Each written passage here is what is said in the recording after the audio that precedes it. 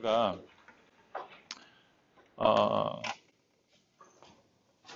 트리즈나 모순 매트릭스라는 걸 이제 사용을 합니다. 그래서 모순 매트릭스가 하나 있고요. 그 모순 매트릭스는 어떻게 되어 있냐면 뭐 아시겠지만은 이렇게 돼 가지고 여기 40개의 1번부터 40개의 그 어떤 인자들이 이렇게 파라미터 값이 있고 여기도 1번부터 40번까지 파라미터 값이 있어요. 그래서 1번, 2번, 3번, 4번, 5번 해가지고 쭉 해가지고 39, 40 이렇게 돼 있고 여기도 1번, 2번, 3번, 4번 해가지고 쭉 해가 39, 40 돼 있어요. 그러면 여기는 이제 개선이 되었을 때 여기는 악화가 되는 그런 어떤 매트릭스가 이렇게 쭉 있는데 이렇게 칸막이가 이렇게 칸이 쭉 돼 있죠. 이렇게 칸이 쭉 돼 있고 여기도 마찬가지로 이렇게 칸이 돼 있어요. 이렇게 칸이 돼 있고 여기 40까지 이렇게 쭉 돼 있어요. 그래서 우리가 이제 1번부터 40까지는 뭐냐면 한마디로 차원이죠. 제가 항상 말씀드리는 차원으로 구성이 돼 있어요. 여기도 똑같이 요거와 똑같은 여기 차원이 똑같이 이렇게 돼 있고 그럼 1번하고 1번은 만약에 여기서 1번이 개선이 되면 하나가 악화되면 이건 뭐죠? 물리적 모순이죠. 그런데 트리즈에서는 그렇게 이야기 안 해요. 그런데 실제적으로 요 1번과 1번이 여기서 악화가 하나는 좋아지면서 나빠지고 그죠? 그거를 여기를 물리적 모순이라고 해요. 물리적 모순. 그래서 그 모순이 2번과 2번, 3번, 3번 해가 요 중간에 건 전부 어때요? 물리적 모순이라고 봐야 되죠. 그때는 어떤 걸 썼느냐? 어떤 걸 썼느냐? 분할. 그렇지. 분할. 그 다음에 시간적 분할과 공간적 스페이스 분할과 그 다음에 전체 부분 분할, 그죠? 전체 부분 분할을 써요. 그 다음에 1번이 좋아졌는데 2번이 나빠졌어. 그럼 여기에 이제 생각의 원리가 1번 이제 예를 들어 생각의 원리가 있어. 생각의 원리가 있는데 생각의 원리가 1번이 분할이에요. 첫 번째가 분할을 해라. 그 분할이나 저 분할이나 비슷한데 이 분할이나 이 분할이랑 비슷한데 2번이 뭐가 있고 3번이 있고 이 원리, 생각의 프레임, 생각의 원리가 몇 개가 있느냐 쭉 해가지고 몇 개가 있죠?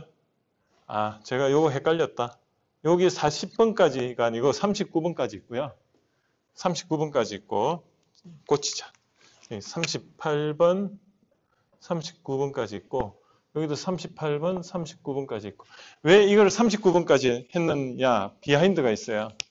40번까지 하면 이 원리도 40번이고 이것도 40번이면 헷갈리잖아.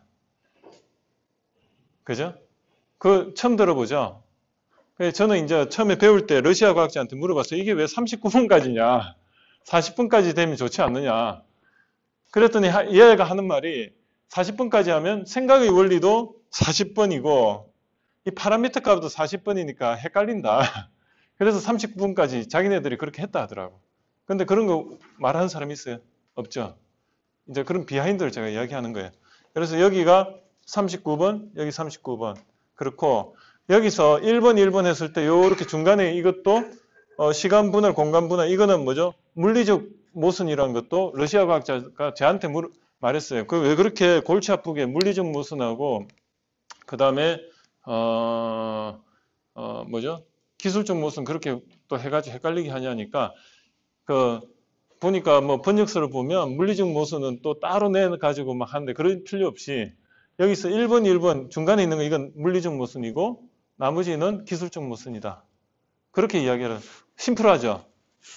그거를 이게 이제 한국에 지금 공부하시는 분들이 어떻게 됐냐면 이게 미국으로 갔다가 일본으로 갔다가 어디로 갔는지 알아요? 한국으로 오니까 한 달이 건너가 들으니까 이제 이걸 일본 애들이 이제 막 이걸 좀 번역하는 과정에서 자기 마음대로 했겠지. 그러다 보니까 그걸 가지고 또 이렇게 하다 보니까 어때요? 자기도 헷갈리는 거예요. 그러니까 이게 이론이 복잡해지는데 심플해요. 굉장히 심플해요. 그 시중에 나와 있는 거 보면 뭐 엄청 자기도 본인도 정리가 안 됐는데 막 이야기하는 사람 많아요. 그거를 내가 한 방에 이야기를 다시 해볼게요. 여기서 1번에 대해서 2번과의 관계가 여기 뭐 생각의 뭐가 있겠지. 이 40개 중에 한 4개씩 이렇게 아주 있어요. 그러면 이제 여기다 적지 말고 요 부분만 정리를 하면 되겠죠. 여기가 뭐죠? 말 그대로 기술적 모순에 대해서 생각의 방법 40개 중에 한 서너 개씩 있는 거야. 이렇게 서너 개 전부 여기 서너 개 쭉 있어요. 그러면 예를 들어 가지고 모순이 2번에 대해서 2번이 좋아졌는데 어때요? 2번이 좋아졌는데 만약에 3번이 2번이 좋아졌고 5번이 악화됐다. 이렇게 뭐 있겠지. 막 이래 있어. 막 있어. 전체 다 있어. 그러면 2번이 좋아졌고 5번이 악화됐으면 여기에 생각하는 방법이 번호가 적혀 있을 겁니다. 그러니까 그 번호를 찾아가지고 그 방법대로 생각해주면 뭔가 해답이 나온다는 게 이 트리즈의 핵심이에요. 이해가 되시죠? 내가 그러면 이 모순을 찾아내는 게 사실은 더 어려워요. 왜 어렵냐면 그 사람마다 경험적인 거에서 말하는 게 다 달라.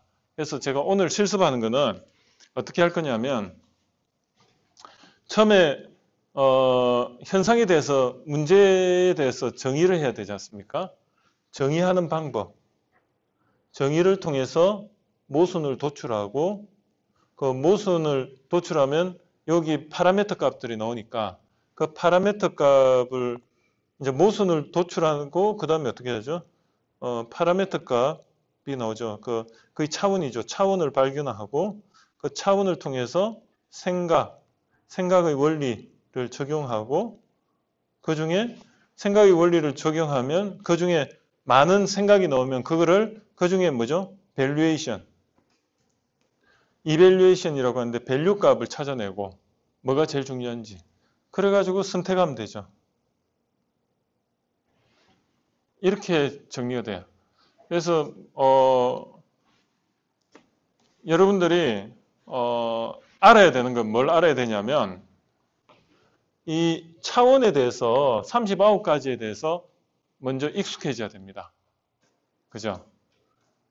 트리즈를 알려면은 39가지 차원에 대해서 알아야 되고 그래야지 정의를 해가 모순까지 했는데 차원이 이 중에 뭐가 있는지를 본인이 알아내야 되지 않습니까? 그런데 걱정할 거 없는 게 그냥 감각적으로 그냥 차원을 만들어내면 나중에 찾아보면 다 비슷한 게 나와 있어요. 그래서 이 차원을요, 뭐가 있다는 것을 미리 알고 차원을 끌어내기보다는 그냥 논리적으로 여기서 여기까지 여러분들이 물리법칙이나 화학법칙 이런 거 다 알잖아요. 그냥 이렇게 해보면 이 차원까지는 자연스럽게 나옵니다. 차원이 39개면 웬만한 거 다 걸립니다. 그래서 이 차원 39개를 그렇게 여러분들이 뭐 신경 써가 외울 필요 없어요. 그거는 책 보고 차원을 대충 비슷한 게 뭐가 있는가 알아내면 돼. 그러면 여기서 여기까지를 한번 해볼 거고요. 그래서 요걸 가지고 어때요? 그럼 생각의 원리도 40가지를 이제 가지고 하는데 생각의 원리에서 그 중에 여기 말하는 뭐 몇 번 그걸 가지고 생각을 하는데 제일 막히는 게 뭐가 막히냐면 이게 막혀요. 내가 어떤 식으로 생각해라, 어떤 식으로 생각해라, 어떤 식으로 생각해 이거에 대해서 익숙하지 않으니까 예를 들어가지고 몇 개 트레이닝을 안 해놓으면 여기서 막혀가지고 생각을 못해. 그래서 제가 여러분들이 그냥 앞에서 수업에서 뭐 대충은 뭐 이런 원리다 하고 이렇게 설명은 들었지만 실습 안 해봤죠. 생각하는 원리에 대해서 실습은 안 해봤죠. 그럼 이게 실습을 안 해보면 어떤 상황이냐면 이론으로는 운전을 배웠는데 실습을 안 했으니까 내 도로 주행을 안 한 거나 같은 거예요. 뽀뽀를 책으로 배운 거하고 같은 거예요. 그래서 저는 이제 이걸 많이 해보니까 여기서 막히더라고요. 저도 여기서 막혀가지고 제가 이제 여러분들한테 능력을 부여를 한다는 거는 이거는 누구나 할 수 있겠죠. 찾아내는 것까지는. 그런데 생각하는 이 방법을 모르면 사실은 힘들어요. 그래서 어제 이제 1번부터 해가 40분까지 제가 요 트레이닝을 좀 한 상태에서 요걸 실습을 딱 하면 굉장히 만족도가 높다는 거예요. 그래서 그거를 제가 좀 이야기를 드리고 싶고 여기까지 질문. 기술적 모순 다음에 뭐라고 쓰시는 거예요? 아, 이거야? 기술적 모순, 요 영역은 기술적 모순이고요. 요건 전부, 요 중간에 있는 게 물리적 모순이죠. 요거 물리적 모순이고 1번, 2번, 3번, 3번. 그 다음에 요건 물리적 모순이고 나머지 영역은 기술적 모순이라는 뜻이고 그리고 여기 이제 점점 돼 있는 거 있죠. 요거 점점 돼 있는 거. 이건 번호죠. 어떤 번호? 요 생각하는 방법 중에 몇 가지를 예를 들어 가지고 여기 전부 다 이렇게 해놨어요. 예를 들어 가지고 이제 알트슐러라는 사람이 대단한 게 특허를 4만 개를 분석을 했더니 거기서 뭐 예를 들어 가지고 유형을 보니까 뭐 4번의 그 모순과 그 다음에 뭐 예를 들어 5번의 그 모순과 그 차원과 4번 차원과 5번 차원 간에 모순이 발생하는 것에 대해서 특허적으로 어떻게 생각을 해결했더라. 생각의 방법으로 해결했더라. 그 방법이 요 40가지 중에 뭐 예를 들어 가지고 뭐 9번, 12번, 15번, 뭐 24번 방법으로 요걸 해결했더라. 그러면 이제 우리는 요 표에서 예를 들어 4번하고 4번이 좋아졌더니 5번이 나빠졌어. 그러면 여기에 9번하고 12번하고 15번하고 24번이라는 생각 방법이 있고 그걸 여기서 9번하고 12번하고 15번하고 24번 요 네 가지에 대해서 해보면 특허 뭔가 새로운 게 나온다는 거지. 그게 트리저의 핵심이에요. 그럼 여기서 여러분들이 제가 도와드릴 수 있는 거는 이거는 그냥 쉽잖아요. 그냥 모순표 보고 내가 문제를 어떤 걸 정의를 해가지고 그걸 어떻게 정의하느냐. 예를 들어가지고 이런 거 한번 해볼게요. 우리가 그 주사약 있죠. 주사약. 주사약이 보면 어떻게 됐어요? 이렇게 앰플이라고 하죠. 여기 이제 주사약이 이렇게 찰랑찰랑하게 이렇게 있어. 이렇게 있어. 그러면 주사 바늘을 꽂기 전에 요걸 탁 하면 여기 째까닥하고 여기 깨지면서 탁각되죠. 그 다음에 이제 주사약을 이렇게 쭉 빼내요. 그럼 이걸 생산을 하는데 어떤 식으로 생산을 하냐면 주사약을 여기다가 이제 용기에다가 넣어요. 이렇게 용기에다 공장에서 용기에다 이렇게 용기가 있고 거기 이제 그 액을 이렇게 1차적으로 넣어. 두 번째는 뭐냐면 이 뚜껑을 이렇게 유리병 뚜껑을 해가지고 여기다 불꽃을 쏘아가지고 용접을 해요. 용접이라고 하냐? 유리를 용접한다 하지. 그래서 녹여가지고 접하니까 용접이에요. 용접을 하면 이제 여기 이제 딱 이렇게 되는데 문제는 뭐냐면 여기에 액이 이렇게 들어가 있는데 불꽃이 들어가면 이게 만약에 주사액이 좀 불에 약한 어떤 액이다. 그럼 효과가 떨어지겠죠. 그걸 어떻게 해결하느냐? 이런 게 어떻게 보면 모순이 존재해요. 예를 들어 가지고 여기에 대해서 이 용접을 하는데 이걸 생산을 늘려야 된다. 생산을 늘리기 위해서는 불꽃 온도를 T라고 할게요. 템퍼러처 이걸 올려야 된다. 그랬더니 생산을 위해서 온도를 올리니까 어떤 문제가 생기느냐? 이 안에 있는 제품의 불꽃 온도가 높아지면 용기 이 자체가 뜨거워지면서 어때요? 그 주사약이 성능이 떨어지죠. 그러면 이 주사약의 생산을 올리니까 약 성분이 뭔가 이렇게 떨어진다. 아니면 여기서 생산 효율을 높이기 위해서는 온도를 더 높여가지고 빨리빨리 이렇게 용접을 해내야 되는데 문제는 성분이 변색이 온다. 이게 모순이에요. 그러면 여기서 차원을 이렇게 발견을 해내면 이제 여기서 온도 성분은 여기서 뭐 온도가 몇 번이 있겠지. 그러니까 온도 성분을 개선을 시켰더니 뭐 여기서 물성이라는 성분이 만약에 38번이다.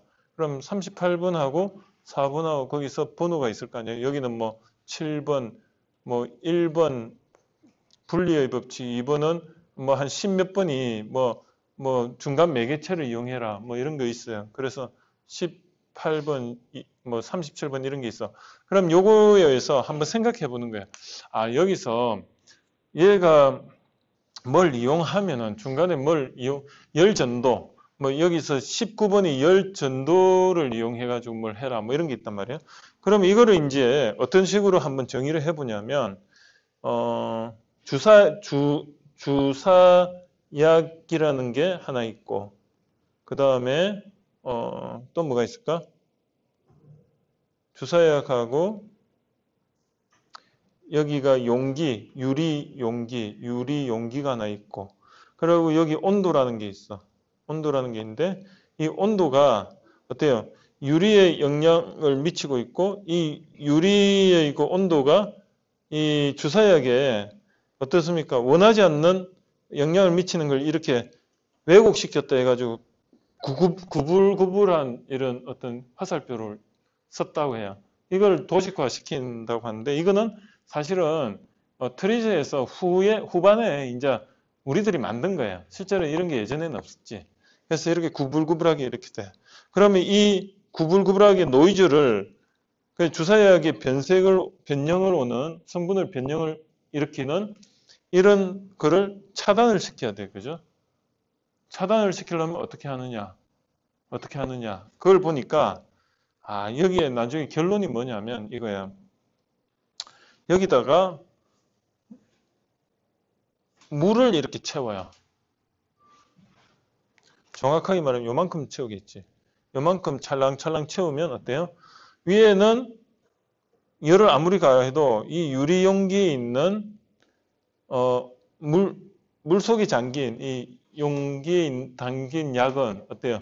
열이 이 용기 내로 들어가는 게 아니고 물 속으로 빠져나가죠. 이렇게 해서 해결했단 말이에요. 이런 게 트리즈 기법으로 가능하다는 겁니다. 이런 거예요. 그래서 그 과정을 오늘 실습을 여러분의 문제로 한번 해볼까 해요. 그래서 여러분들이 이 문제 솔루션으로서 한번 이렇게 시도를 해보면 좀 자신감이 생길 겁니다.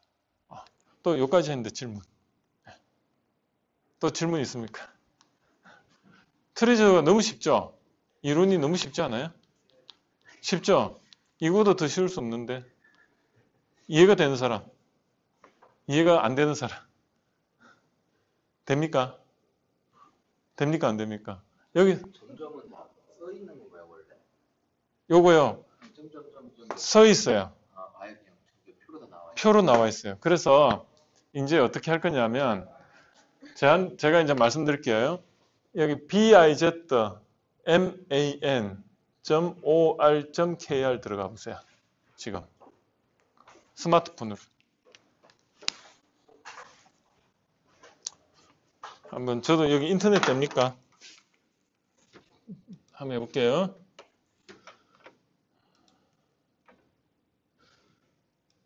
자, 들어가 볼게요. 여기 bizman.or.kr 들어갔어. 제 사이트죠. 여기 들어가면 이런 표가 나와 있어. 그죠? 이제 트리즈 관련된 표를 제가 몇 개 올렸는데 좀 흐릿해요. 그죠? 한번 볼까? 이런 식으로 나와 있어요. 이런 식으로. 근데 얘가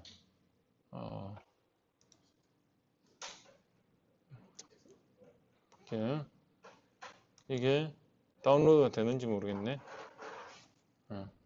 안 되나? 컨트롤 플러스 해볼까요? 확대. 음.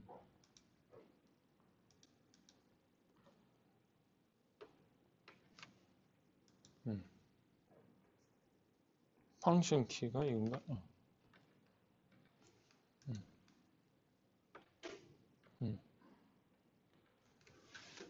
아, 참 난감하죠? 볼까요? 글자가 다 깨져 나오네. 제가 요거 나중에 쉬는 시간에 한번 다시 보완을 해볼게요. 자, 여기 보시면 이렇게 나와 있어요. 39가지의 어떤 차원이 있고 여기 1부터 39까지 차원이 있죠. 그죠? 그러면 내가 이 차원을 이제 공부를 하고 그 차원이 보통 요 옆에 이렇게 39가지가 있어요. 매트릭스표에. 그래서 요 차원에 해당되는 걸 저기서 차원이 뭐죠? 아까 온도하고 어떤 성분이란 말이에요. 이 성분이 뭐죠? 보통 물이라면 액체, 뭐 이거 이런 식으로 나와 있단 말이에요. 그러면 요거와 요거의 그 차원이 온도가 여기서 눈에는 안 보이지만 온도가 뭔가 하나 있어. 거기에 좋아지면 이제 여기서 성분 중에 뭔가 하나 찾아내가 이게 그 액체라면 액체 성분이 여기서 어딘가 있을 거야. 그럼 예를 들어 가지고 여기 온도와 액체의 그 사이에 여기 보면 생각의 방법 40개 중에 한 3개가 있단 말이야. 그거를 가지고 우리가 여기서 1번, 7번, 8번이다. 그럼 그거에 대해서 생각을 하면 아이디어가 막 나오는 거예요. 그게 트리저의 핵심입니다. 거기서 이제 보통은 여러분들한테 막 이렇게 그 뭐 모델링을 해가지고 이렇게 찾아내고 하는데 이것 때문에 트리저가 어렵게 생각한다고요. 그래서 이거를 제가 이럴 필요 없어. 이거는 나중에 자기네들이 뒤에 만든 거야. 이거는 그거의 한마디 액세서리야, 액세서리. 그래서 근본적으로 요 차원을 먼저 찾아보고 그리고 생각하는 방법 그리고 이 차원이 구성된 요 차원과 차원 사이에서 어떤 매칭에서 요 생각하는 방법 요걸 적용할 수 있는 능력만 되면은 트리저는 전문가가 되는 겁니다. 이해가 되시죠? 그래서 여러분 이제 차원에 대해서 한번 볼게요. 차원에 대해서. 여러분들 그 책을 제가 그 교재를 그때 줬는데 그 차원에 대해서 한번 볼게요. 제가 교재를 저는 받은 게 없어가지고 하나 보고 하겠습니다. 사실 제가 이걸 먼저 봤어야 하는데 여러분하고 눈높이를 맞춰야 되는데 한번 볼게요. 몇 페이지에 있느냐 보겠습니다. 한번 볼까요? 자, 여기 있잖아요. 제가 한번 보겠습니다. 여기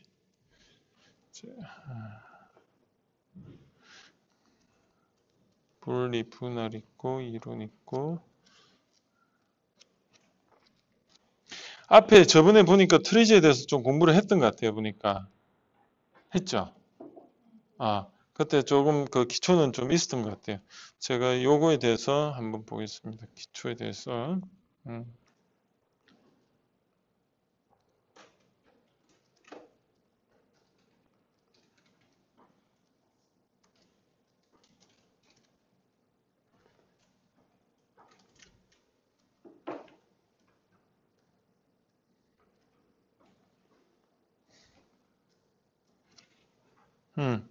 여기 보면 322페이지 보세요.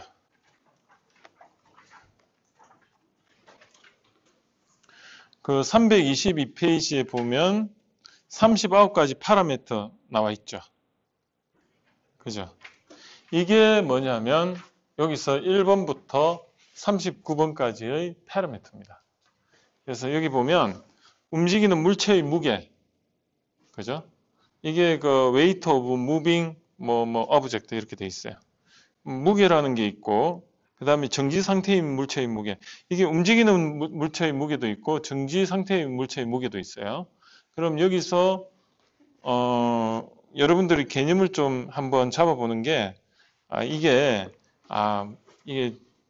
움직일 때 물체의 무게하고 정지 상태일 때 물체의 무게는 다른 컨셉으로 여기서는 차원을 분류했구나. 그렇게 보시면 되고 그 다음에 움직이는 물체의 길이, 정지 상태의 물체의 길이 이것도 자세히 보세요. 그냥 움직이는 경우와 정지 상태, 요게 지금 계속 반복되지 않습니까? 그래서 그냥 이렇게 외우세요. 그러니까 물체의 무게, 그 다음 길이, 그죠? 그 다음에 최적, 면적, 그 다음에 부피. 자, 여러분들 무게 다음에 1차원이 뭐죠? 길이죠. 2차원이 면적이죠. 3차원이 최적이죠. 그러면 여기서는 차원을 그냥 길이라는 차원을 가지고 3차원까지 하면 공간까지 나온다. 그러면 벌써 감이 오지. 그렇지. 그렇게 외우면 되고 거기에다가 경우의 수를 움직이는 거, 그 다음에 정지 상태인 거. 제가 인사이트로 이야기 드리는 거예요. 됐죠. 그 다음에 형상. 형상이라는 게 여기서는 차원을 하나 만들어낸 거예요. 어떤 형상? 이게 이제 부피는 같은데 물체를 정의하는 것 중에 형상이 다르면은 어때요?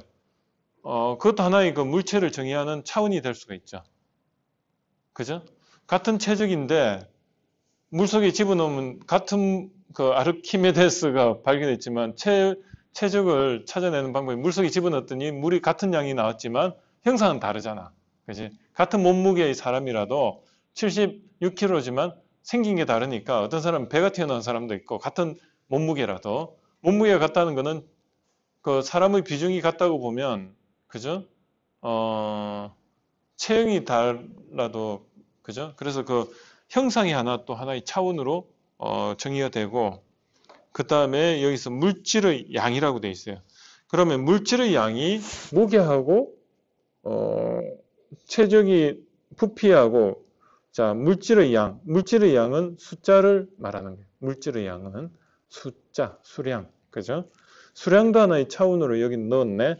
그 다음에 에너지 손실. 여기는 지금 로스라는 컨셉을 하나 가지고 있어요. 차원에서.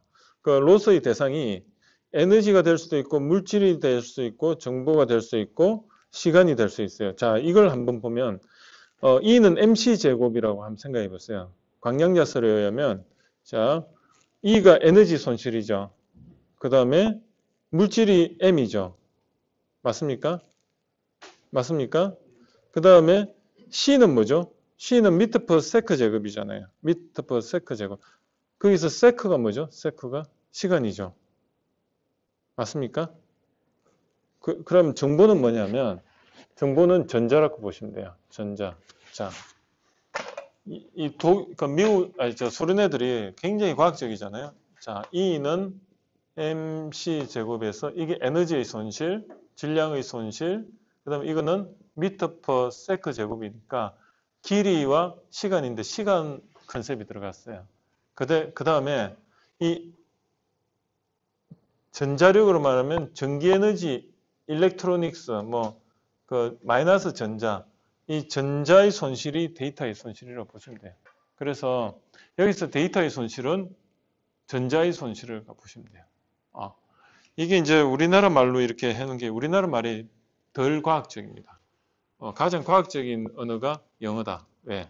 영어는 과학 언어이기 때문에.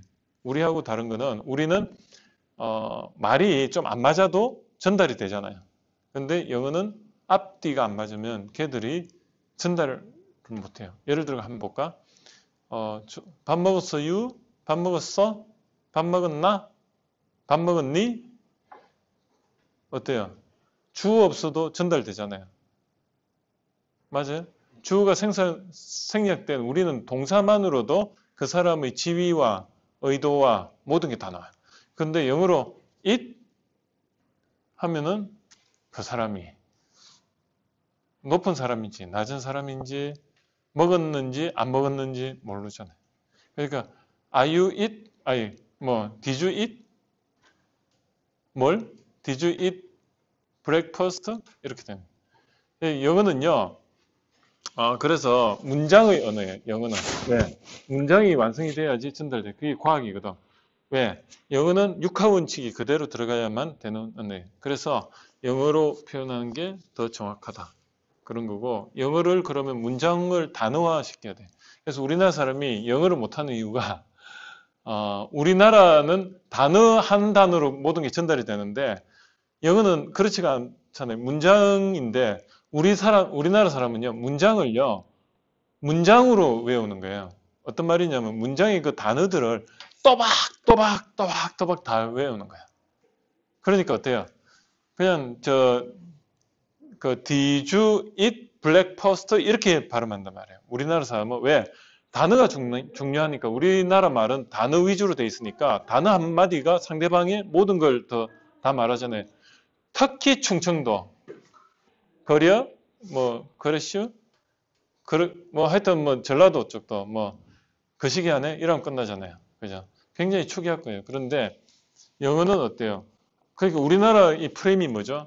단어를 중시하는 민족이다 보니까 단어에 목숨 거는 거야. 그러니까 영어도 단어의 나열로 이렇게 외우니까 리스닝이 안 되는 거야.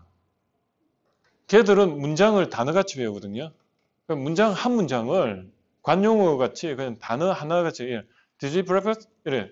Did you eat breakfast를요. 단어 한 단어같이 Did you eat breakfast 이렇게 안 하고 Did you breakfast? Did you break? 이거 다는 거야 이게. 문장을 단어같이. 그죠? 그래서 영어 잘하는 건 Did you eat the breakfast만 이렇게 했어. breakfast 이렇게 했어. 그러면 이거를요.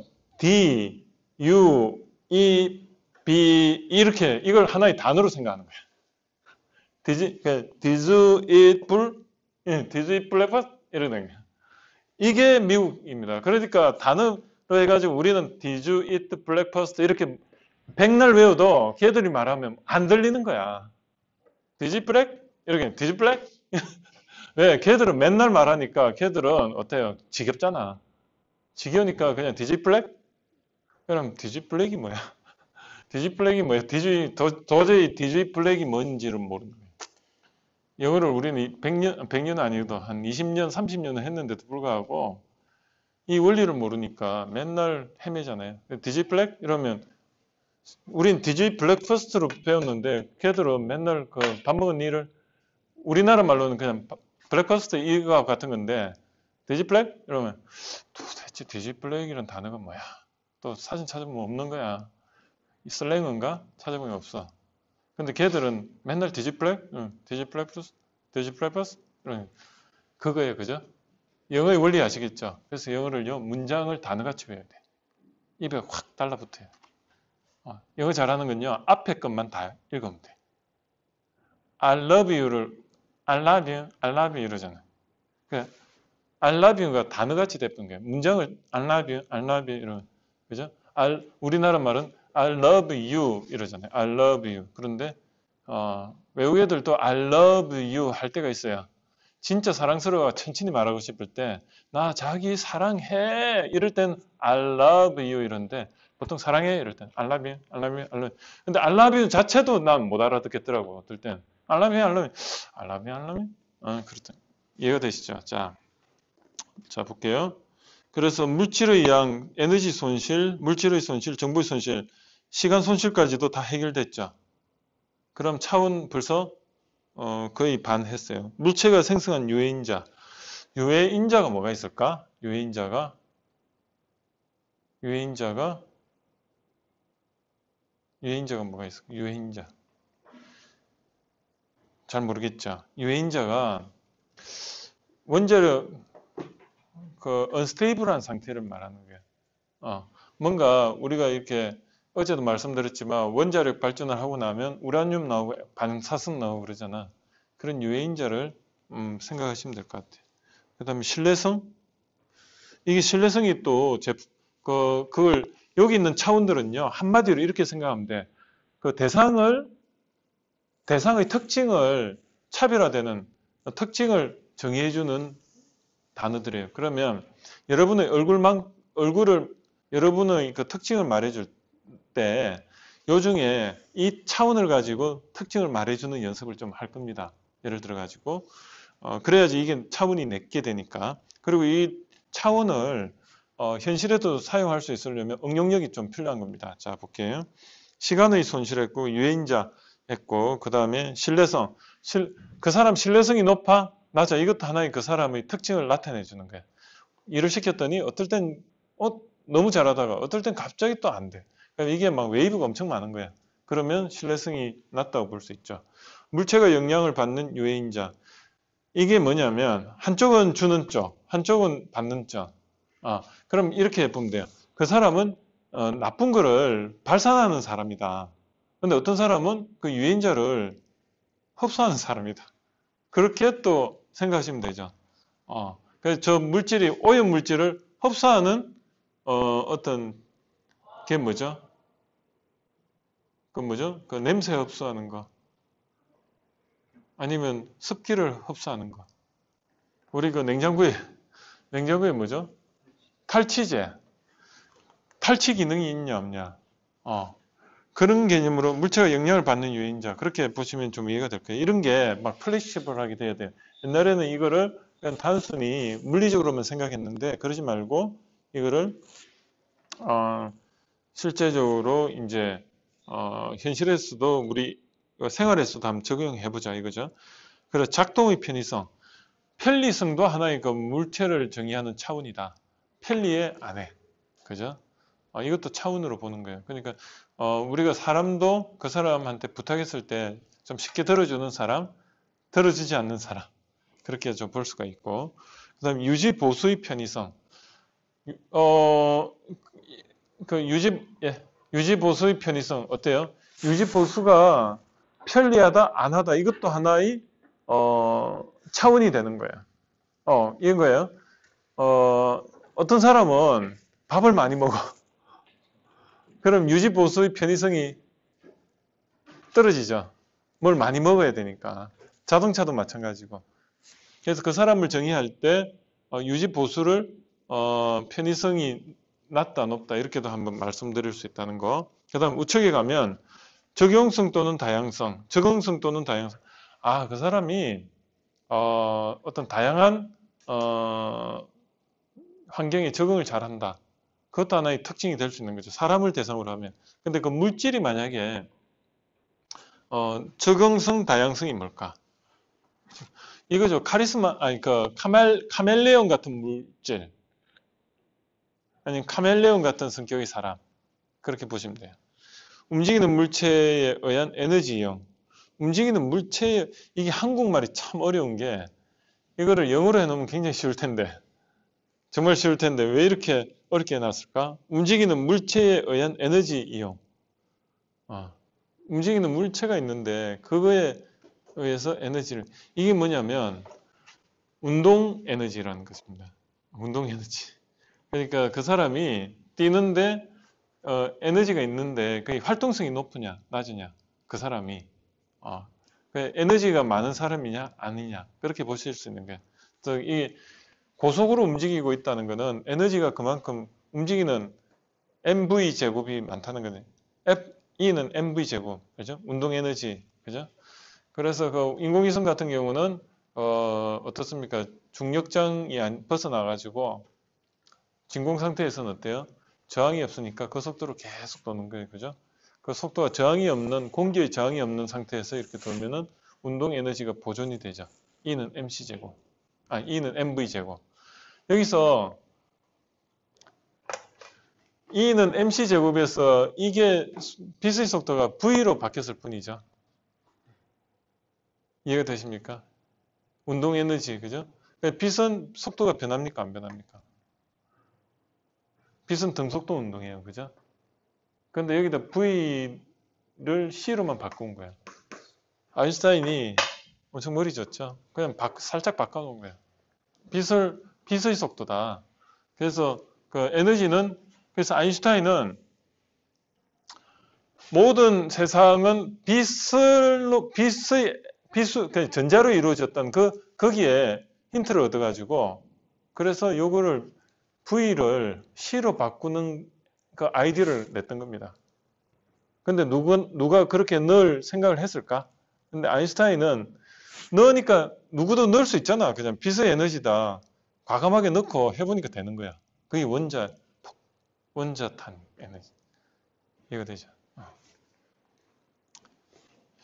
근데 제가 저는 이제 뭐 저 공대 쪽에 나왔고 물리를 했고 화학을 하니까 이렇게 이야기를 좀 해도 설득력이 있죠. 그죠? 만약에 경영학 나와가지고 이거 이렇게 말하면 이게 설득력이 있겠습니까? 그죠? 아마 그런 겁니다. 예. 제가 조금 그 틀린 말을 할 수도 있어요. 왜냐하면 여러분들한테 쉽게 이해하기 좋게 하기 위해서 나는 80%만 진실이다. 20%는 오차범위다. 아마 트리저 협회나 이런 데서 저를 보면 후루꾸를 할 수 있어요. 왜? 좀 다른 시각에서 이야기할 수도 있는 거지. 왜? 저는 20년 전에 러시아 과학자한테 그대로 들었던 이야기를 하는 거고, 그분들이 만약에 러시아 과학자한테 실제로 들었다면 그 러시아 과학자가 또 다른 데 듣고 왔을 수도 있어. 내한테 다르게 말할 수도 있어. 그 차이지. 근데 여기서 이런 건 좀 새롭지 않아요? 이래서 왜 차원이 39가지 백이 있고 이건 생각의 원리는 40가지로 이렇게 해놨느냐. 러시아 과학자가 말했어요. 걔가. 40가지로 해놓으면 헷갈린다. 여기도 40가지고 이 안에서도 40가지가 있으면 헷갈리지 않느냐. 그래서 차원을 39가지로 자기네들이 임의로 만들었다. 그래서 차원은 39가지고 생각은 40가지로 한 거고, 그리고 여기서 1번과 1번은 중간에 2번과 2번 요거는 하나가 좋아지면 하나가 나빠지는데 같은 성질의 차원이 한쪽은 좋아졌는데 한쪽은 좋아지면서 나빠지는 거, 이거를 모순인데 어떤 모순이냐 했냐, 차원 하나를 가지고 좋아지면서 나빠지는 거, 이거를 물리적으로 말이 안 된다. 이거 물리적 모순이다. 나머지는 기술적 모순이다. 그리고 이 안에 그 알트슐러가 여기에 대해서 생각 방법을 이렇게 적었는데, 이거는 알트슐러가 4만 가지 그 어떤 특허를 분석해 보니까 2번하고 만약에 4번의 그런 하나가 2번이 뭐죠? 예를 들어 정지 상태인 물체의 무게는 좋아지는데 무게를 만약에 가볍게 했더니, 정지 상태의 무게를 가볍게 했더니 3번이 뭐 예를 들어 가지고 한 5분쯤 할까? 뭐 아까 좀 뒤에 가서 22번 에너지 손실이 발생하더라. 예를 들어 가지고 에너지 손실이 발생하더라. 그러면 무게를 가볍게 했더니 에너지 손실이 발생하더라. 그때는 예를 들어 가지고 여기 보면 우측에 323번에 보면 뭐 7번의 뭐 여기 보면 뭐 여러 가지가 있는데 10번하고 15번하고 20번 이런 걸 가지고 한번 생각해 봐라. 이렇게 하면 10번을 봤더니 사전 준비. 뭐 사전 준비로 뭐가 있지? 근데 여러분들이 사전 준비 이 말만 듣고는 생각이 납니까? 생각이 안 나잖아요. 그래서 이런 생각의 원리가 더 중요해요. 이거는 표 보고 그냥 하면 되는데, 중요한 거는 표를 보기 위해서 차원을 생각해내는, 차원을 뭐가 해당이 되는지 차원을 생각해내는 거하고, 그 다음에 생각의 원리 40개에 대해서 트레이닝이 돼야 된다는 거예요. 그게 8시간에 다 됐으면 좋겠는데, 제가 몇 년을 했죠? 20년을 했어요. 20년을 한 저도 한 방에 안 떠오르는데 여러분이 떠오른다면 머리가 엄청 좋은 거지. 그죠? 운전면허증을 오늘 받고 운전연수 8시간 하고 고속도로 나갔더니 150km로 달릴 수 있는, 여유있게 달릴 수 있는 사람이다. 괜찮습니까? 한 방에 가죠. 한 방에 가죠. 왜? 경험이 없으니까 경우의 수에 대해서 대처 능력이 떨어지죠. 자, 그 다음에 볼게요. 근데 이 왜 시계 소리가 들리죠? 한번 볼게요. 한번 볼게요. 앰프,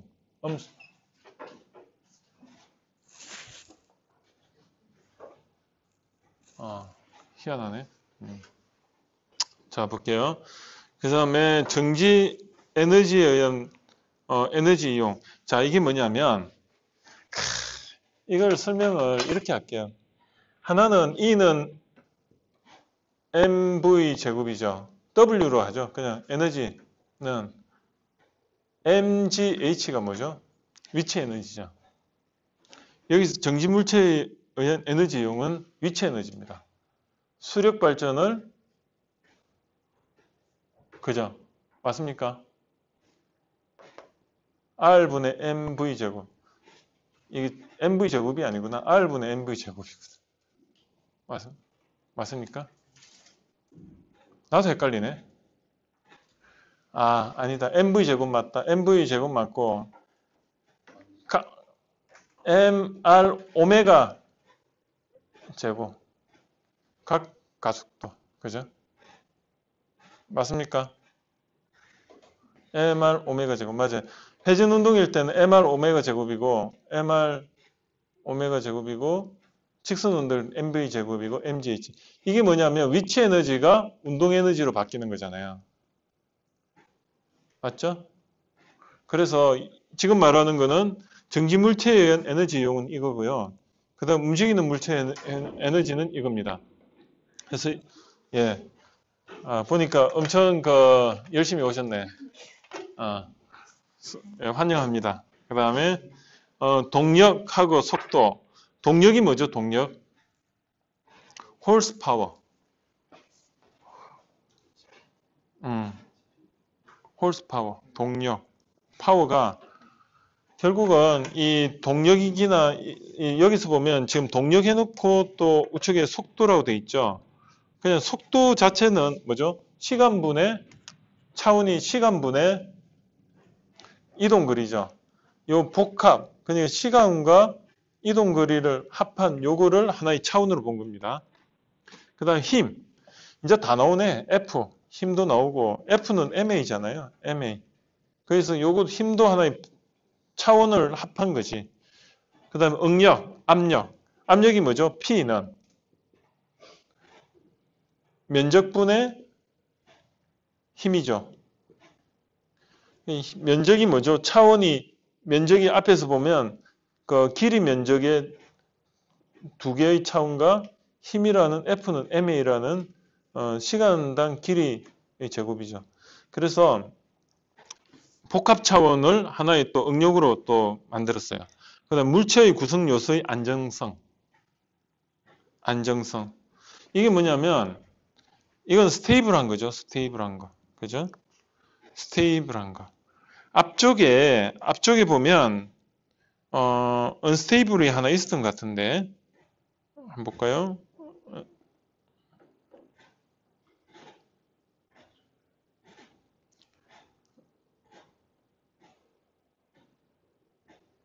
작동 편의성, 유지 보수의 편의성 이런 게 있죠. 자, 하여튼 움직이는 여기 보면 물체의 구성 요소의 안정성 이게 뭐냐면 전자가 있으면 전자가 이 원자의 체외곽 주위를 이렇게 돌잖아요. 그죠?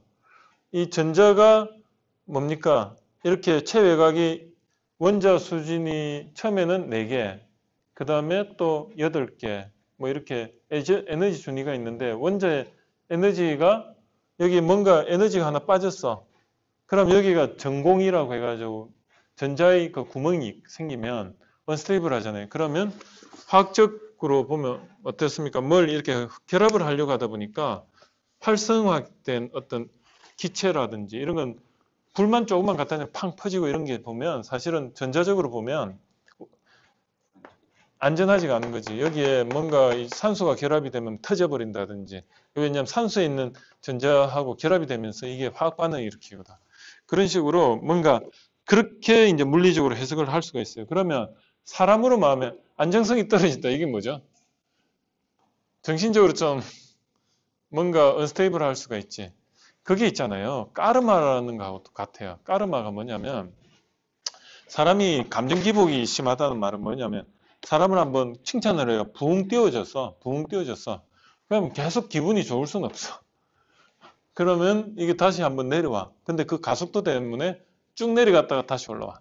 그래서 요때 여기 만약에 상대방한테 뭔가 나쁜 일을 해가지고 그때는 이게 지금 내려가고 있어. 나의 기분도 내려가고 그때 양심적으로 내려가고 있어. 이때 어떻게 해줘야 되죠?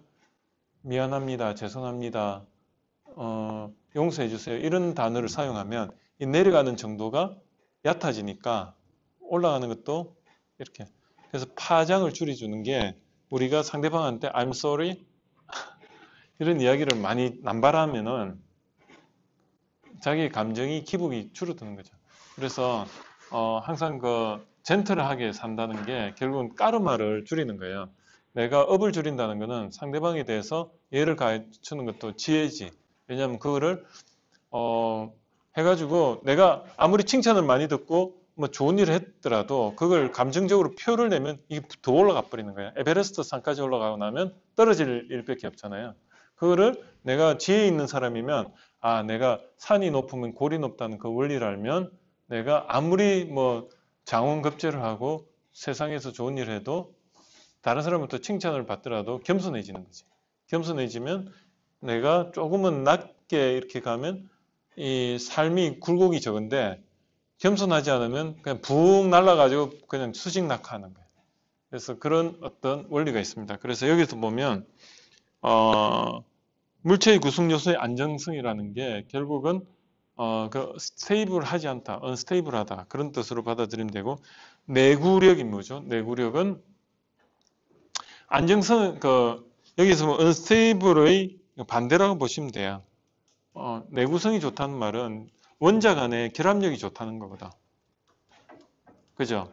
근본적으로 보면 이 러시아 과학자들은 전부 물리적으로 다 해결해요. 근데 우리 같이 이렇게 말장난이 아니고 그 물리적으로 전자적으로 보면 이게 내구력이 있다는 게 뭐냐? 내구력이 있다는 거는 결합력이 좋다는 거거든. 결합력이. 맞습니까? 예를 들어 고무가 결합력이 좋을까요? 폴리우레탄이 결합력이 좋을까요? 고무가 잘 닳아요? 폴리우레탄이라고 이 고무 밑창이 플라스틱으로 된 고무 같은 성분의 폴리우레탄이 잘 닳습니까? 표면이. 고무가 잘 닳잖아요. 왜? 결합력이 떨어지니까. 그래서 내구력이 떨어진다. 반면에 플라스틱 나이키의 밑창이 폴리우레탄이고 이런 푹신푹신한데 플라스틱을 발포해가 만든 이런 것들은 여러분들 신발은 대부분이 폴리우레탄입니다. 근데 요즘은요 오히려 고급 신발일수록 고무가 많이 들어가요. 왜? 고무가 진짜 좋은 고무는요 냄새가 안 나요. 우유같이 그래. 근데 거기에 불순물이 많이 들어가면 시커멓고 우리 보면 그 옛날에 시커먼 고무 타는 냄새 나는 그건요 정말 안 좋은 고무야. 근데 좋은 고무는 뭐죠? 탈취 기능이 있어요. 그 정도로 좋아요. 그래서 우리가 그러니까 이거 저 베개 비싼 베개 있잖아. 그 폭신폭신하고 뭐죠? 라텍스. 라텍스 순도 99.9%는 얼마죠? 막 몇백만 원 하잖아요. 고무로만 만들어. 그 고무는요, 우리가 생각하는 고무는 시커멓고 냄새나고 그런데 그거는 고무에 불순물을 많이 넣어가지고 타이어, 가루 이런 걸 넣었을 거야. 그 정도로 그런데 실제로 그 라텍스는요, 우윳빛에 그 자체가요, 탈취 기능이 있을 정도로 무색무취에 아주 좋은. 그래서 그런 고무로 해가지고 우리가 밑창을 만들었다. 그냥 발의 그 체형에 그냥 맞는 최적화된 어떤 고무 형상이 나오기 때문에 푹신푹신하고 아주 그냥 내 몸 같은 그런 착용감을 가집니다. 그래서 고무가 내구성이 떨어지죠. 그래서 여기서 내구력이라는 것은 말 그대로 뭡니까? 결합력이 좋다. 그렇게 보시면 되고 움직이는 물체의 작용 지속 시간 이거는 어떻게 또 해석할 수 있느냐? 물체의 작용 지속 시간 시간이란 개념이 들어가고 그 다음에 물체의 지속 가능하다. 그래서 이거는 움직이는 물체의 작용 지속 시간. 자, 물체가 움직이는데 저항을 받지 않습니까? 그럼 이게 언젠가는 서잖아요. 그죠? 저항의 정도를 나타내요. 그래서 이거는 이제 지속 시간이라는 건 저항을 받으니까 언젠가는 서는데 그 저항의 정도를 나타내는 거고 레지스턴스죠. 결국은. 그 다음에 정지물체의 작용 지속 시간. 이거 뭐냐면 물체가 정지되어 있는데 정지를 얼마만큼 오랫동안 하고 있느냐. 이런 것도 하나의 그 차원으로 얘들은 만들어냈어요. 그래서 이거는 별 그렇게 중요하진 않을 겁니다. 그런데 이런 게 있다. 그 다음에 온도. 온도는 우리가 당연히 차원으로 받아들이죠. 그 다음에 조도. 조도는 빛의 밝기. 그죠? 빛의 밝기는 에너지로 말하면 에너지가 빛의 에너지가 많고 적음을 말할 수가 있습니다. 그 다음에 측정의 정밀도, 제조의 정확도, 제조의 편의성인데 측정의 정밀도는 뭐냐면 이게 뭐냐 확률이에요. 확률이 내가 이렇게 말하지만은 아까 80% 맞는데 20%는 틀렸다. 그때 거기에 하나의 특징이라는 거죠. 아, 저 사람이 말하는 건 80%만 맞고 20% 틀리자. 그와 마찬가지로 이 제품이 있는데 이 제품의 어떤 기능상 여기서 보면 예를 들어 가지고 편의성 예를 들어 여기 신뢰성은 있는데 신뢰성의 여기서 이제 신뢰성을 측정하는 데 있어 가지고 정밀도는 어느 정도 정밀도로 분해능이라고 보시면 돼요. 분해능이 뭔지 아세요? 분해능 레졸루션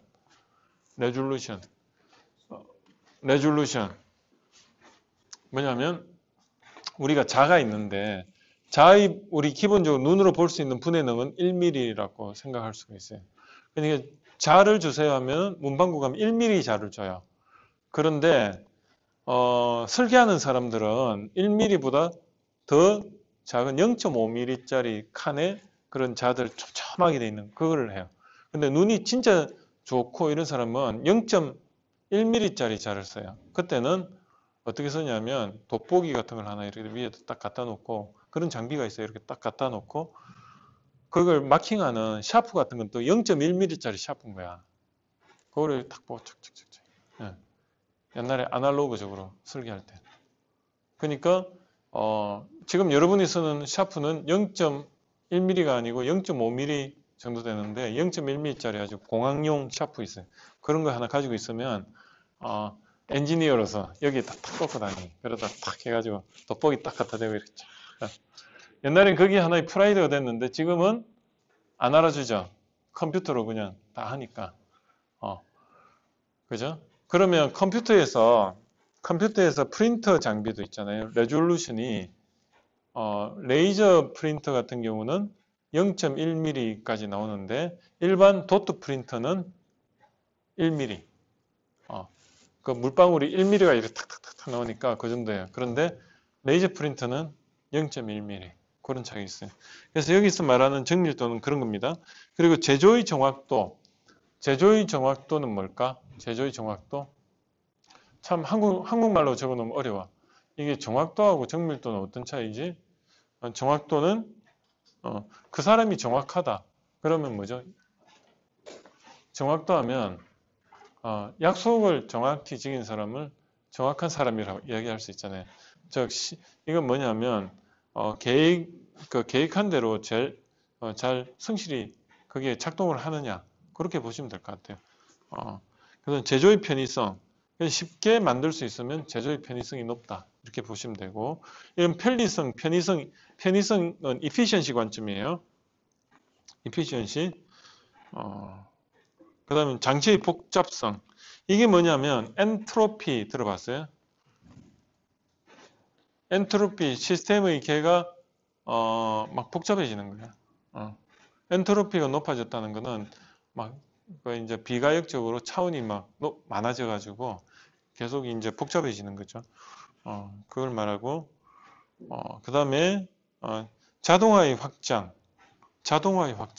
또 이건 뭐지? 자동화의 확장. 이건 저도 모르겠어요. 20년 후엔 저도 잘 모르겠습니다. 모르는 건 모른다고 해야지, 그지?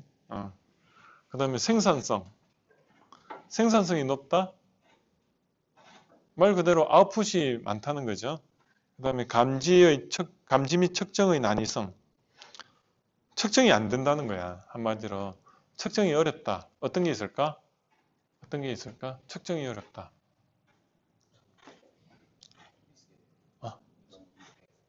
크게 말해봐. 그런 것도 있을 거고, 또. 전자 같은 거. 그렇죠. 측정을 하려고 했더니 측정할 수 있는 그런 어떤 장비 기준이 없는 거예요. 자, 제가 이렇게 한번 콕 집어가지고 차원을 이야기하니까 좀 와닿습니까?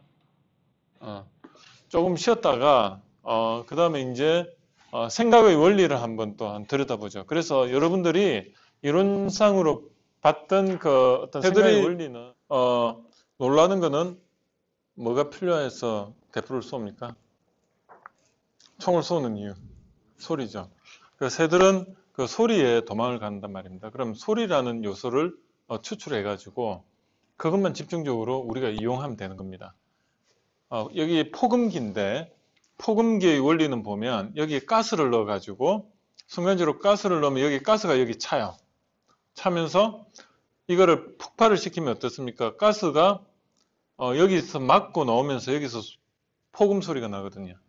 원리는 간단해요. 여기 이제 가스를 순식간에 이제 이 가스를 내면서 여기 발화를 팍 시키면 라이트 돌로 팍 하면 펑 소리가 나. 그래서 그 어떻게 보면 소리 파장을 그 폭음 소리를 내는 게 대포 소리나 총 소리와 비슷하게 구현을 해가지고 그렇게 해서 새를 쫓습니다. 그러면 초음파 대치기 벌레, 모기 대치기는 어떻게 만들었냐? 벌레나 모기들이 어떤 이제 실험을 했겠지. 해보니까 특정 파장대에서 초음파에서 어떻게 보면 이제 그 싫어하더라 이거죠. 근데 우리는 들을 수 없죠. 초음파가 뭐죠? 음파 중에 파장이 짧은 거. 우리가 파장이 짧은 게 그 난청이죠. 난청. 우리가 듣지 못하는 그런 파장이 있는 소리에 대해서는 이 벌레들이 싫어하는 겁니다. 근데 우리는 괜찮지 않습니까? 그러니까 그런 거를 좀 이용해 가지고 소리 영역만 딱 찾아내는 거. 이걸 추출이라고 합니다. 또 볼까요? 이게 뭘까요? 혹시 기종 아십니까? 제가 그 어릴 때는 이 무스탕이라는 모형 플랫모델을 가지고 놀았어요. 이 비행기가 2차 대전 때 활약을 했습니다. 이 비행기가 그때 이제 독일 비행기하고 비교해 가지고 굉장히 속도가 좋았어요. 여기 이제 그 비행기 엔진이 강력해 가지고 이게 이제 프로펠러로 돌지만은 아주 그 터보 엔진이 장착이 돼요. 터보 프로프거든요. 우리가 그 보통 그 엔진이 그 터보 제트 엔진이라는 게 보면 터보라는 게 뭐죠? 배기음을 이용해 가지고 다시 그걸 재활용해 더 출력을 높이는 그런 엔진인데 이게 터보 엔진입니다. 그 자동차도 그 터보 자동차가 조금 더 출력이 좋은 것 같아요. 그래서 이런 비행기가 2차 대전에 활약을 했는데 영국에서 독일을 공습을 해요. 그럼 B2 폭격기 이렇게 쭉 가는데 문제는 뭐냐면 B 이제 시리즈 폭격기가 가는데 독일까지 깊숙한 데 가가지고 이렇게 하고 투하를 하고 돌아오면은 생존율이 20%밖에 안 되는 거야. 그 이유가 이 비행기가 따라가면은 거의 다 살아 돌아오는데 이제 독일 그 상공을 지날 때 어떠냐면 이제 이 비행기가 어땠냐면 연료가 이제 모자라니까 중간에 돌아올 수밖에 없어. 그러니까 이제 독일 전투기들이 따라붙어 가지고 B2B 이제 폭격기를 이제 아주 그냥 무방비 상태에서 그냥 그 학살하지. 뭐 비행기가 있으면 학살하는 거야, 그냥. 그러면 이제 이게 이제 그냥 그 못 돌아오는 거죠. 완전 죽음의 그 폭격기죠. 그게 이제 그거 타고 가면은 10명 중에 8명은 죽고 2명만 살아오니까 이제 뭐 위로도 해주고 그러죠. 그럴 때 이제 가기 전에 이제 뭐 해줄 수 있는 건 다 해주고 보내는 거지. 거기서 살아오면은 이제 다행이고. 그런데 이 비행기가 여기서 문제는 뭐냐면 기름이 모자라지 않습니까? 그래서 기름을 어떻게 하면은 좀 채워가지고 갈 때는 갔다가 돌아올 때 그러면서 전투 성능이 좋아야 되는데 문제는 뭐냐면 기름을 많이 채우면 어때요? 무거워가지고 성능이 떨어져요.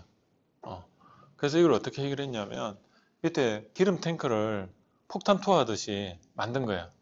그래서 이 무스탕의 그 심벌은 이 밑에 비행기 밑에 이 기름 탱크입니다. 그래서 이 기름 탱크를 달고 독일 상공까지는 이 기름 탱크를 이용해 가지고 가는 거예요. 그때는 뭐 천천히 가거나 뭐 상관없잖아요. 전투를 안 벌이니까. 독일까지 가가 거기서 이제 전투 벌일 때는 이걸 떨어뜨리는 거야. 떨어뜨리면은 독일 농가에다 떨어뜨리든 뭐 떨어뜨리면 한 명이라도 죽이고 이걸로. 그 다음에 이제 신나게 이제 전투하고 돌아올 때 자체에 있는 기름으로 돌아오는 겁니다. 그래가지고 독일의 그 제공권을 이 머스탱이 입수를 해가지고 독일 그 상공을 제압을 했다고 합니다. 그래서 결정적으로 이제 영국이 승리하는데 아주 혁혁한 공헌을 했고 이 비행기가 민간에게 이제 사용이 되면서 톰 크루즈 알죠? 톰 크루즈가 이 비행기를 타고 출퇴근을 해요. 탑건 나오고 나서 자기가 이제 이미지 관리하려고 돈은 많지 어느 비행기를 탈까 보니까 무스탕이 자기가 이제 이미지가 좋으니까 이 무스탕 이 누군지 알아요? 톰 크루즈예요. 실제로 톰 크루즈 같이 안 생겼나? 실제로 톰 크루즈입니다. 옛날 비행기가 아니고 이거는 지금 사용하고 다니는 그 진짜 비행기. 그 톰 크루즈가 있고 비행기도 독일식으로 이렇게 만들어가지고 타고 다니는. 영국식으로. 돈 많으면 무슨 짓을 못 하겠습니까? 비행기 타고 다니고 그죠? 자, 추출은 또 이런 것도 있어요. 여기서 하나 교훈은 추출이 어떤 걸 추출한 거죠? 기름통만 추출한 거죠. 아주 심플합니다. 그다음에 여기서도 같은 원리로 기름통만 옆에다 붙여가지고 올라갈 때는 하고 나중에 이거 붙여가지고 내려올 이유가 없잖아요. 그죠?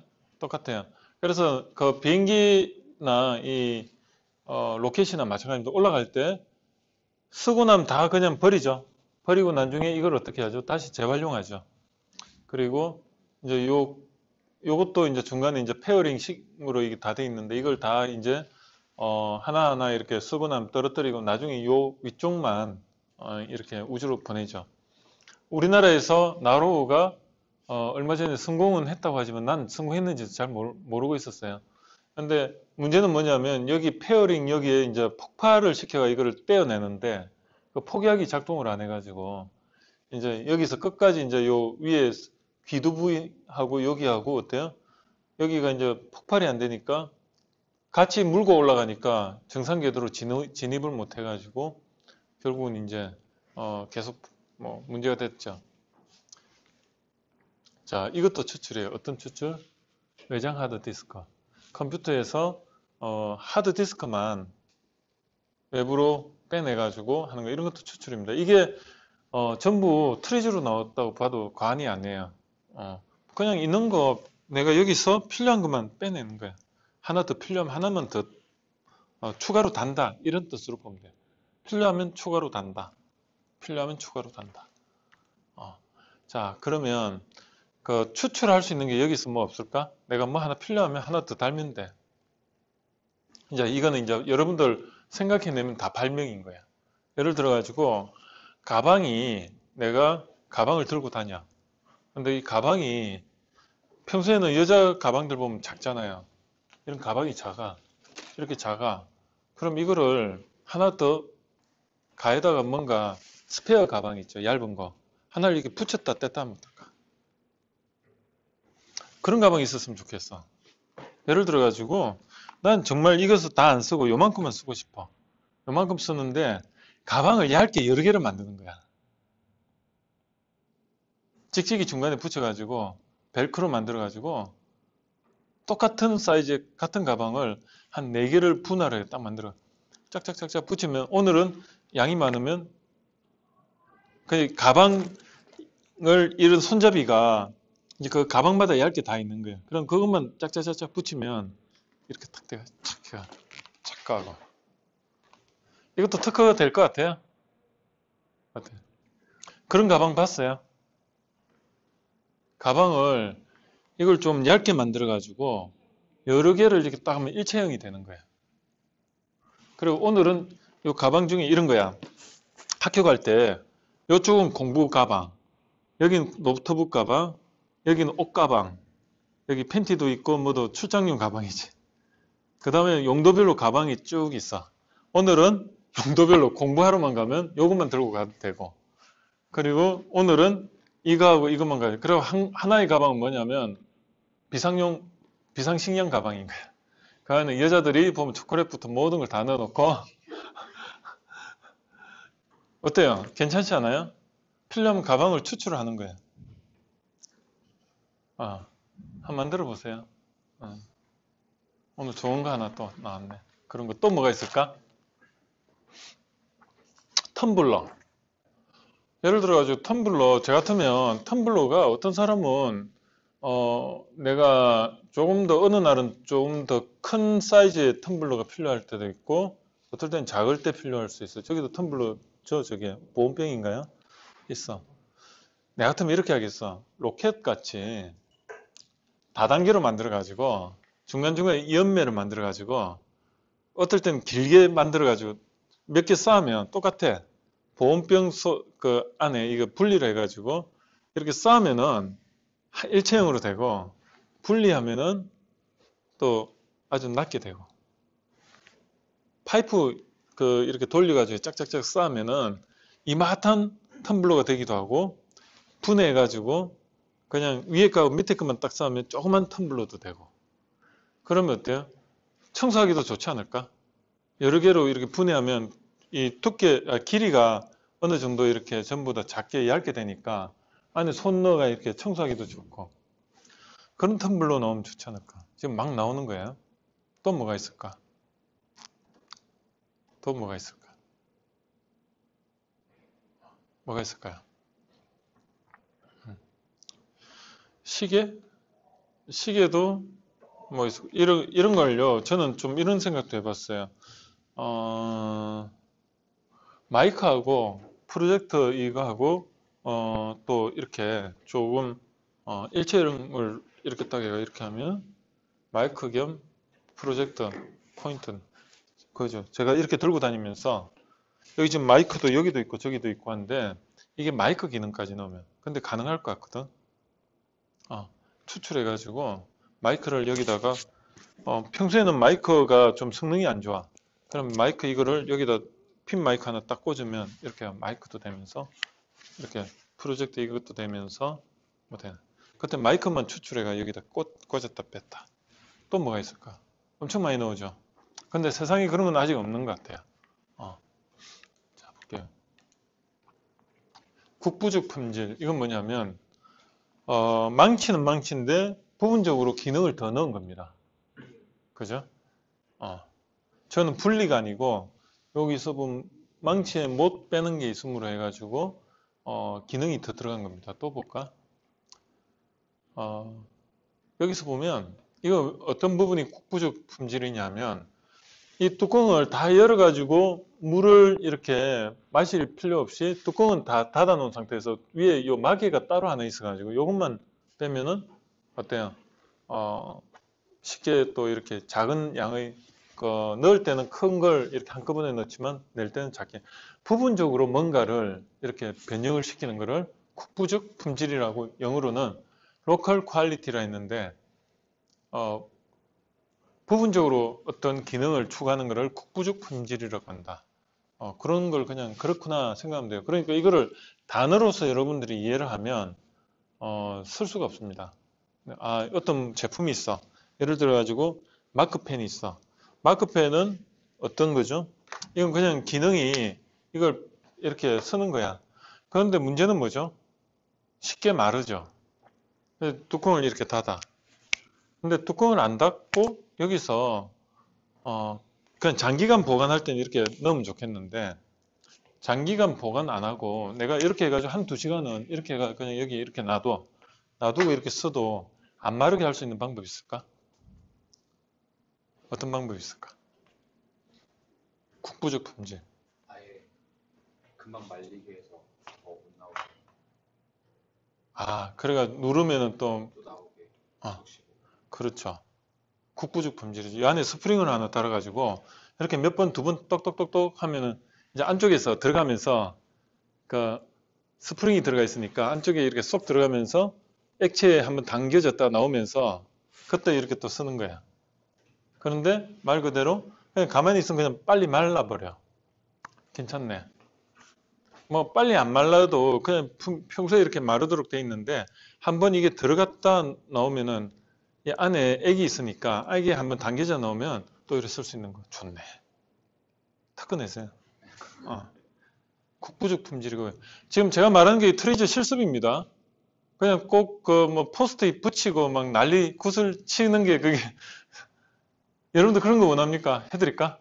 한번 잡아 돌려드릴까? 막 모아가 또 한번 팀빌딩 할까요? 여기서 한번 붙여가지고 막 팀빌딩 하고 그냥 그것도 있지만 지금 여러분들 하는 게 이게 전부 또 특허가 될 수가 있어요. 또 뭐 없을까? 이제 이걸로 해봅시다. 이걸로 이걸 지워 더러워져. 그럼 이걸 어떻게 하면은 깨끗하게 또 쓸 수 있을까?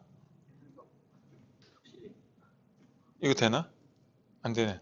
어떤 건 되더라고요. 이건 안 되네. 이거 벗겨내는 게 있어요, 실제로. 하나씩 이렇게 종이 있어요.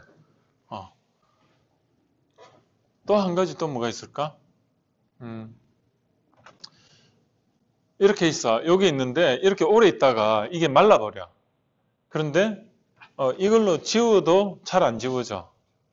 그럼 뭐 좋은 방법 없을까요? 아니 그냥 요걸 가지고 생각해 봅시다. 이걸 벗겨내 가지고 해도 마른 걸로 이걸 했는데 이게 완전 말라버렸어. 그럼 어떻게 하면 좋을까?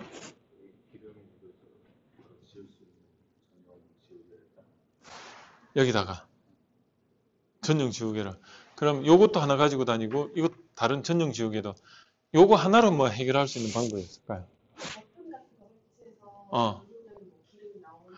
맞아. 그럼 이쪽에다가 안에 내장에다가 앰플로 해가지고 딱 누르면 뭔가 기름이 계속 누유가 되면 안 되니까 여기 하나, 둘, 셋, 넷 여자들 보면 오일 뭐 앰플 같은 거 있잖아. 이렇게 쫙 누르면 그냥 찍 나오는 거 있잖아. 조그만 거. 그걸 이 안에다가 몇 개를 넣어가지고 1, 2, 3, 4 해가지고 하나 꾹 누르면 여기서 오일이 스물스물 나온 거야. 그건 깨지면서. 그래 이렇게 닦아주고 그죠? 괜찮지?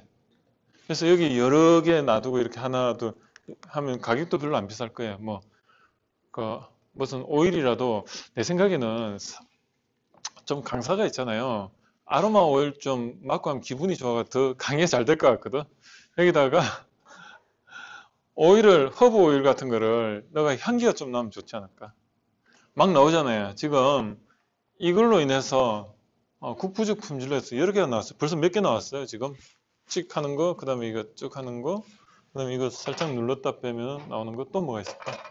뭐 그런 거예요. 또 여러분들이 이제 막 생각해 보세요. 또 뭐가 있을까요? 뭐 여기 우리가 쓸만한 거. 저는 이 프로젝트가 앞에 가로막고 있으니까 여기다 뭘 쓰고 싶어. 근데 쓸 수가 없잖아요. 그래서 저는요, 여기다 그냥 쓰고 지우고 하고 싶은데 어떻게 하는 방법 없을까요?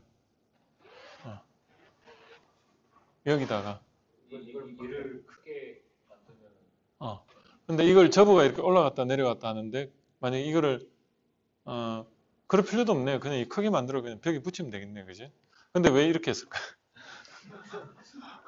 왜 이렇게 했을까? 좋으라고, 보기 좋으라고. 그런 건 한번 생각해 봐야 되겠죠. 그냥 벽에다 이런 거 하나 그냥 큰 거 하나 붙여놓고 프로젝트 딱 하고. 근데 아마 이런 건 있을 거예요. 저 흰 저기다가 하는 것보다 여기 하는 게 프로젝터 볼 때는 좀 보기가 편해서 그랬을 수도 있는데 제 생각에는 그냥 전용 강의실이라면 그냥 뒤에 칠판 하얀 거 해가지고 저렇게 하는 게 더 나을 수도 있을 거예요. 뭐 그거는 해결됐다 하고 생각하고 또 뭐가 있을까요? 생각나는 거. 또 뭐가 있을까요? 아무거나. 국부적 품질. 이렇게 생각하면 돼요. 그냥 막연하게 생각하지 말고요. 내 주위에서 소지품부터 생각하는 거야. 그래 확장을 시켜 계속. 주위에 뭐가 있 우산 지금 저 옆에 저렇게 놔두니까 편리해요, 불편해요. 그러면 저걸 어떻게 국부적 품질을 가지고 어떻게 할 수 없을까?